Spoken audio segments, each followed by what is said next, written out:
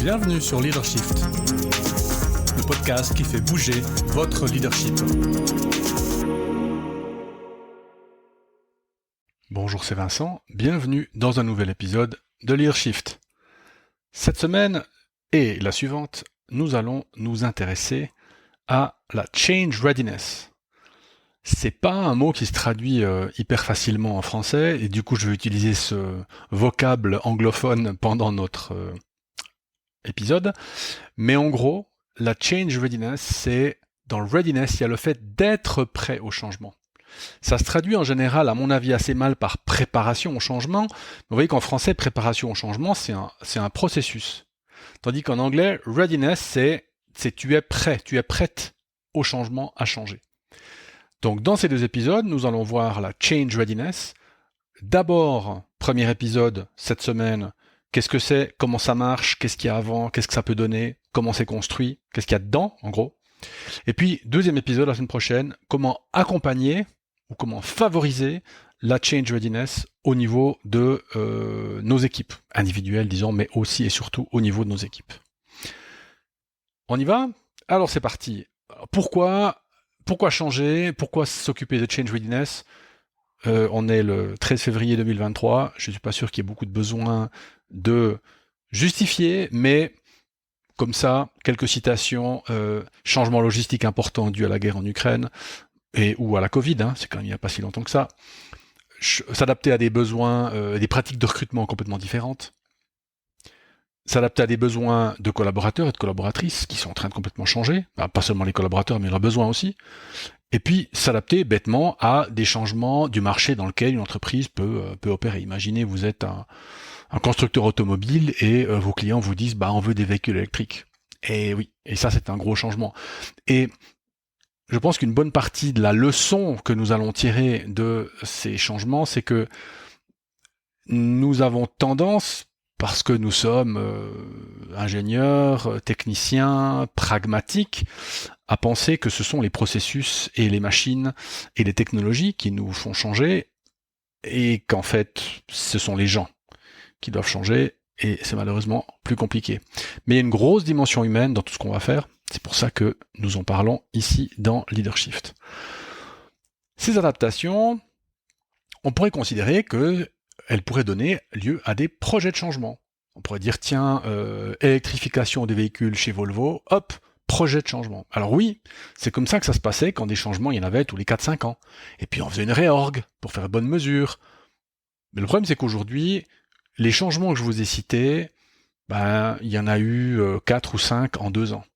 Donc on n'a plus le temps de faire des projets de changement. On n'a plus le temps d'être dans une logique de projet de changement. Alors qu'on est capable d'accompagner chez Coapta aussi. J'ai écrit un article de blog là-dessus d'ailleurs qui s'appelle Gérer le changement. Vous pouvez retrouver sur Campus, www.coapta.ch/campus, moteur de recherche, vous tapez Gérer le changement, vous tombez dessus. On applique la méthode 5A de McKinsey, qui est super, qui est très bien, etc. Mais ce sont des projets de changement. Or, le problème, c'est que les changements deviennent de plus en plus fréquents, volatiles, importants, VUCA et toutes ces choses-là. Donc, on ne peut pas simplement avoir une logique de projet de changement, mais on doit passer à une logique de change readiness, justement. Une logique de je dois être prêt à changer, tout le temps. Alors, comment faire ? Disons, la première chose à dire, c'est que on ne peut pas simplement dire aux gens, écoutez, soyez résilients et puis démerdez-vous. On est obligé d'appliquer les principes de change readiness qu'on verra aujourd'hui au niveau individuel, certes, mais au niveau des groupes, des équipes, des départements, et au niveau de l'organisation, l'entreprise, l'association, etc. Alors, ça fait 4 minutes que je vous bassine avec la change readiness, je ne vous ai toujours pas dit ce que c'est. Définition. La change readiness, ce sont les croyances, les attitudes et les intentions concernant la mesure dans laquelle des changements sont nécessaires et la capacité de l'organisation à entreprendre ces changements avec succès. Croyances, attitudes et intentions concernant la mesure dans laquelle ces changements sont nécessaires et la capacité de l'organisation à entreprendre ces changements avec succès. Je sais, c'est pas la définition la plus facile qu'on a fait en 174 épisodes, mais c'est une réalité relativement bien établie, relativement scientifique. Donc, il faut qu'on fasse avec. Vous voyez déjà, première chose, en définissant change readiness comme les croyances, attitudes et intentions, le mot croyance devrait vous alerter sur le fait que nous ne sommes pas dans un domaine purement cognitif. On ne va pas simplement parler de logique, mais on va aussi devoir parler d'émotions et d'affect.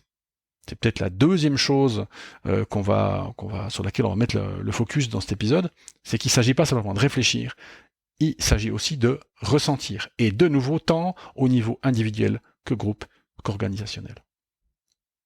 Alors, voyons change readiness individuel. Qu'est-ce que c'est? Comment ça se construit? Eh bien, il y a le niveau cognitif et le niveau affectif. Qu'est-ce que le niveau cognitif? Eh bien, c'est un ensemble de 5 facteurs. Premier facteur, changer est nécessaire. Quelque part, quelque chose doit m'indiquer, quelque chose doit se passer, je dois observer quelque chose qui me fait penser que le changement peut être nécessaire, en tout cas qu'il arrive, en tout cas qu'il existe. Deuxième facteur, changer est une réponse appropriée au changement en question. C'est une bonne réponse. Changer d'outil, changer de processus, est une bonne réponse à la problématique. Troisième élément, changer va m'amener une certaine efficacité, une certaine productivité. Quatrième facteur, changer sera facilité par mes pairs et ma hiérarchie. Cinquième facteur, changer me sera bénéfique. Ça, ce sont les 5 facteurs cognitifs de la change readiness individuelle. Et donc, vous voyez déjà, quelque part, quelques axes de travail, dont on parlera un peu plus lors de l'épisode prochain, mais que si vous voulez développer la change readiness au niveau individuel dans votre groupe ou votre entreprise, vous devez permettre aux personnes d'exprimer et de mesurer ces 5 éléments. Est-ce que le changement est nécessaire? Est-ce que c'est une bonne réponse? Est-ce que ça va m'amener de la productivité? Est-ce que ça va être facilité? Est-ce que ça me sera bénéfique? Ça, c'est le niveau cognitif. Au niveau affectif, c'est plus simple. En gros, la change readiness va être élevée, ou va être bonne, quand la réponse affective, actuelle et future, est positive. En gros, ça veut dire qu'on va être capable de générer de l'émotion positive dans le changement. Voilà pour la change readiness individuelle. Au niveau collectif, en fait, donc collectif au niveau groupe et organisation, c'est pareil que pour l'individu, mais simplement en sens partagé.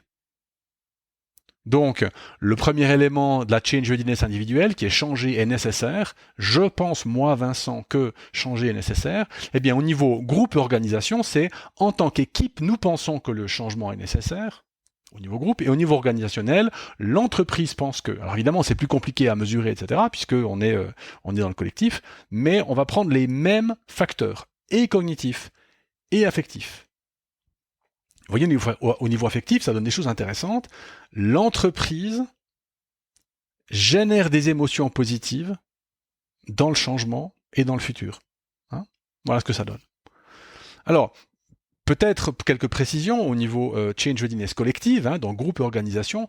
Par quel mécanisme est-ce que ça peut fonctionner? Eh bien, le premier, et ça ne devrait pas être une surprise pour vous, le premier, c'est que les gens, dans le changement, puisque changer peut paraître nécessaire, on va essayer d'anticiper, on va essayer de faire sens de ce qui peut aussi que va se passer, ou ce qui se passe. Et comment est-ce qu'on fait dans un groupe ou une organisation anticiper et fait sens? On parle. Et c'est ce qu'on appelle des rumeurs. Donc, arrêtons de considérer les rumeurs comme une chose néfaste. Les rumeurs sont une mesure du degré d'anxiété émotionnelle d'un groupe ou d'une organisation. Donc il faut les écouter et il faut les traiter. Deuxième mécanisme, change readiness collective, la comparaison émotionnelle. Donc je m'observe et j'observe les autres. Je réagis comme ça, mais comment réagissent les autres? Et en particulier qui? Mes collègues, mon chef, ma chef. Troisième processus, la contagion émotionnelle.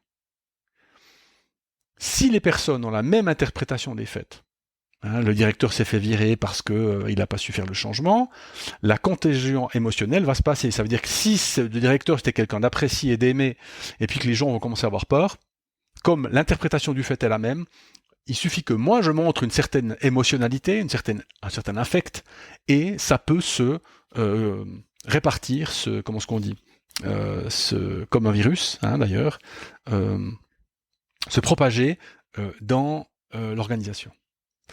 Quatrième mécanisme,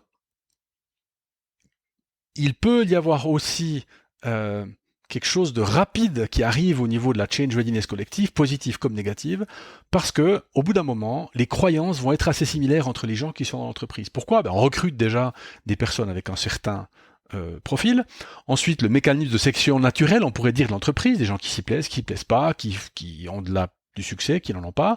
Et puis le fait qu'on va licencier, ou on va se séparer, ou les gens vont partir quand ça leur convient pas, ou quand ça ne fonctionne pas. Donc c'est-à-dire qu'on va avoir une certaine homogénéité des croyances et des profils, et donc on a encore plus de chances dans une entreprise mûre, par exemple, hein, qui a 50, 100 ans d'historique, d'avoir une contagion émotionnelle, une comparaison émotionnelle et des rumeurs, puisque les gens vont réagir de la même manière.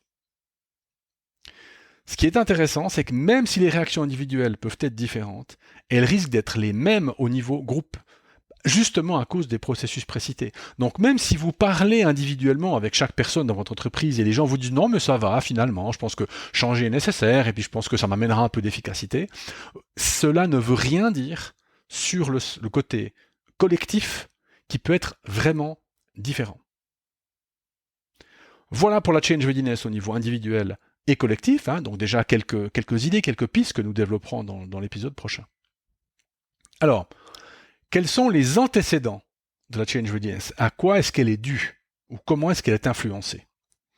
Alors, première chose, il y a évidemment des pressions externes. Alors on l'a dit avant, ce sont les changements du marché, les changements technologiques, etc. On ne va pas dire grand-chose là-dessus. Évidemment, ce sont des antécédents de change readiness parce que s'il n'y a pas ces pressions externes, la change readiness n'est pas nécessaire. Deuxième antécédent de la change readiness, le contexte interne. Et vous voyez comme le contexte interne joue un rôle important, puisque là-dedans, on trouve la communication, on trouve le leadership de l'entreprise, on trouve la structure de l'entreprise, etc. Et vous voyez comme, assez finalement intuitivement, on voit bien qu'une entreprise où avec un leadership faible, une structure hyper rigide et pas de communication, on s'imagine bien que la change readiness sera difficile à faire apparaître. Et il y a enfin, troisième antécédent de la change readiness, des caractéristiques individuelles. Alors individuelles au sens individu, au sens groupe et au sens organisation. On va les regarder dans l'ordre.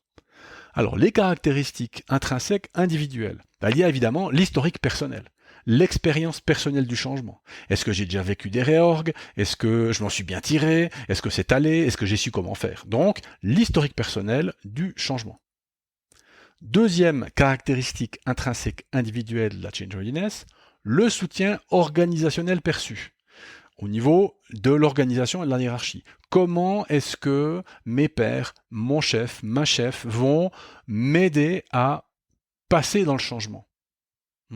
Est-ce que les gens qui amènent le changement, typiquement la direction, et les gens qui vont recevoir les changements, typiquement les collaborateurs, les collaboratrices, est-ce qu'il y a congruence ? Est-ce qu'il y a accord en particulier émotionnel entre ces personnes, ou bien est-ce que c'est juste comme la reine, j'ai oublié son nom maintenant, la femme de Louis XVI, Marie-Antoinette, qui quand le peuple a dit nous avons faim, fameusement elle aurait dit qu'il mange de la brioche, pardon. Donc il y a une espèce de déconnexion émotionnelle totale entre la reine et son peuple, et donc il peut y avoir la même déconnexion entre les agents du changement, typiquement la direction, et les collaborateurs et les collaboratrices. Et si il y a déconnexion, évidemment, c'est une mauvaise préparation, en tout cas c'est un mauvais élément pour la change readiness. Autre caractéristique intrinsèque individuelle, le contenu du changement. Est-ce que c'est un changement incrémental, transformationnel ? Comment est-ce qu'il va être perçu par la personne ? Est-ce que ça va me demander beaucoup d'efforts, etc. Dernière caractéristique intrinsèque, alors qui sont vraiment individuelles, ce sont les besoins et valeurs personnelles. Mon efficacité actuelle, ma disposition au changement en tant que personne. Donc, historique personnel, soutien organisationnel perçu, contenu du changement, besoins et valeurs personnelles, ou en tout cas caractéristiques personnelles. Voilà pour les caractéristiques individuelles. De nouveau, vous voyez pas mal de pistes qu'on pourra exploiter lors du prochain épisode. Au niveau groupe, sensibilité sociale. On en a déjà souvent parlé. Comment est-ce que le groupe perçoit les émotions, justement, reparlons d'émotions, dans le groupe? Est-ce qu'il existe une vision claire du groupe, de sa mission, de sa raison d'être? Est-ce que, au niveau du groupe, la participation est élevée? La participation aux décisions, par exemple. Est-ce que la communication est de bon niveau? Et évidemment, notre favori, notre grand sujet au niveau des dynamiques humaines dans les groupes, la sécurité psychologique. Bonne sécurité psychologique voudra dire potentiellement bonne change readiness. Ça, c'est au niveau du groupe. Au niveau de l'organisation, un bon focus sur le futur, une stratégie claire, un design organisationnel flexible. On parle même de morphogenèse, ça veut dire de structures qui sont capables, au fur et à mesure, ad hoc finalement, de créer de nouvelles structures avec l'autonomie nécessaire pour faire face à différents sujets. On peut penser, un exemple de morphogenèse, c'est l'équipe qui s'occupe d'un incident qui doit réunir 2, 3, 4, 5 personnes de départements différents. C'est pas un focus group, mais c'est un peu la même idée.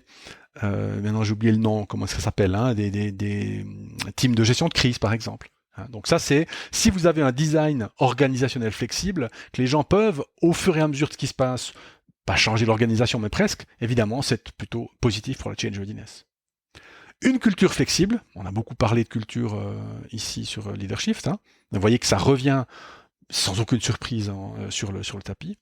Et puis alors, de manière très intéressante, la change readiness organisationnelle est inversement proportionnelle à l'ancienneté de la directrice ou du directeur. Ce qui est finalement assez humain, assez logique, mais assez difficile à changer. Alors, vous avez du coup les caractéristiques essentielles de la change readiness, en particulier au niveau intrinsèque, donc comment agir tant au niveau individuel que groupe qu'organisationnel. Donc historique personnel, soutien organisationnel perçu, contenu du changement, besoins et valeurs, ou en tout cas caractéristiques personnelles, sensibilité sociale, vision claire du groupe, participation et communication au niveau du groupe, sécurité psychologique, focus sur le futur, stratégie claire, design organisationnel flexible, culture flexible, et voilà, le CEO ou la CEO. Alors, avec une bonne change readiness, qu'est-ce qu'on a comme outcome, comme résultat? Au niveau groupe et organisation, c'est clair, ce sont de bonnes capacités de changement. En gros, ça veut dire qu'avec une bonne change readiness, aux 3 niveaux qu'on a cités, il peut arriver à peu près n'importe quoi. Votre entreprise, votre organisation est suffisamment malléable, mais en même temps solide, pour pouvoir répondre au changement. Ça amène évidemment aussi de la performance collective, parce que si vous faites tout ça, vous voyez que même s'il n'y a pas de changement grave, vous aurez de toute façon meilleur leadership, meilleure communication, meilleure collaboration. Et puis vous aurez évidemment, avec une bonne change readiness, des comportements de soutien dans le changement. Donc les employés vont essayer de participer activement, voire même de faciliter ou de contribuer au changement. Au niveau individuel, c'est pareil, on a aussi une meilleure performance, une meilleure attitude individuelle, ainsi que des comportements de soutien au changement. Donc, vous voyez comme cette change readiness, en fonction de ses antécédents, si elle est développée, vous amène de bonnes capacités à, on dirait gérer, mais à naviguer dans le changement. Alors, je suis bien conscient que c'est compliqué. Comment faire? Alors, comment faire? On va déjà voir à l'épisode suivant comment est-ce qu'on peut faire en tant que manager. Mais info@coapta.ch. Si ce sont des sujets qui sont d'intérêt pour votre équipe, votre département, votre entreprise, votre organisation, un petit mail, une petite conversation d'un quart d'heure, ça coûte pas grand-chose et ça permet déjà peut-être d'illuminer 2-3 idées clés pour votre problématique de changement. C'est la fin de cet épisode, mais avant, je voulais remercier Hicham qui m'a fait un mail l'autre jour, puisque le site internet coapta.ch, qui entre parenthèses a changé, vous l'aurez peut-être vu, si vous n'avez pas vu, allez y faire un tour.